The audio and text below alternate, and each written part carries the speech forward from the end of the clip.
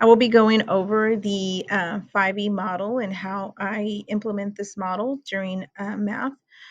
During the engage portion of my lesson, I usually, I will read a book, show a short video, or pose a problem that encourages critical thinking and uncovers prior knowledge of the content being taught. What this allows is for students to show interest, for me to gain a little understanding of which students may already have that knowledge of the skill we are learning, and who I may feel I need to um, focus more on during the explore phase of my lesson. During this phase, I usually try to have a hands-on learning activity where students may or may not be using manipulatives. Um, I try to include as much hands-on uh, tasks as possible.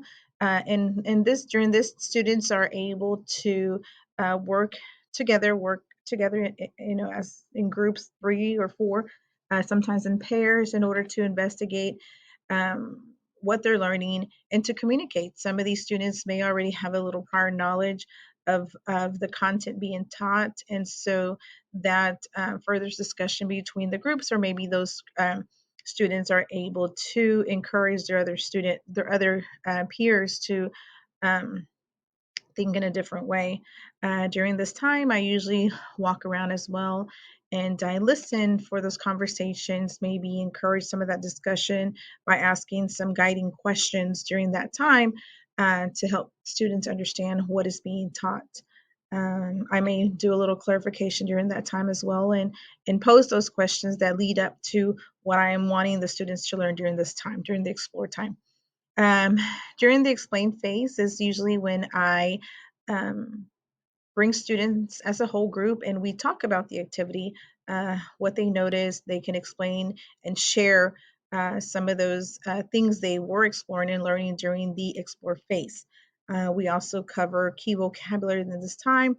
Maybe if students have struggled, maybe I will go into further clarifying the concept that was being taught um, during this explain portion of the 5E model.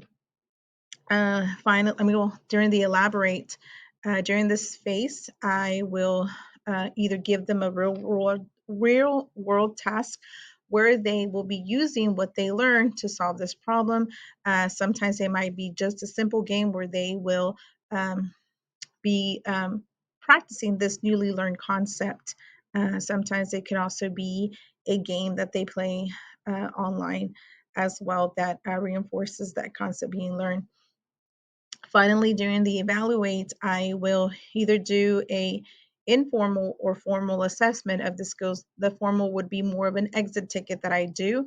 The informal is more of a checklist, and I check to see if they are grasping uh, the key um, learning objectives that I want them to learn. Um, and sometimes during the evaluate, I may be doing that during the elaborate phase, or even during the explore, I may be able to check off those kids that are already understanding the concept. One of the things that I feel that is a con on pros and cons using the 5E model, one of those would be that during the explore, some children may not have that prior knowledge for them to be able to complete the explore. So that is one thing that I feel might be something that they struggle with. And so during that time, I may stop my lesson and said, okay, and we'll pull away and maybe do a little bit of an explain, and then have them go back and do that explore with their partners. Some of those weaknesses or strengths are that you're able to see which students already possess that knowledge that will help them build that new concept. They have the prior knowledge that they need in order to strengthen that concept. And like I said, some of the weaknesses are that at times you have students who don't understand it, and you need to do a little further um, direct teach with them. Um, the way we decide which of the components of the model is used depends on where we at in the unit. If it's at the beginning of the unit, um, We may do a little more of the explore phase, even more of the explanation, because those students may need a little more of that explanation in order for them to understand and grasp the concept being taught. The elaborate, if you are wanting, if you have students who are, some students who are still struggling, you may want to do a little elaborate and elaborate a little longer, maybe different activities, so that way you can focus on those small group, with those students who are still struggling with the concept. Um, if it's further at the end, we may do more of a formal assessment, and then that will guide our instruction for the next week, next lesson, and how much more you need to, whether we're done with this lesson, students have shown mastery, or if we need to reteach or redo another lesson with that.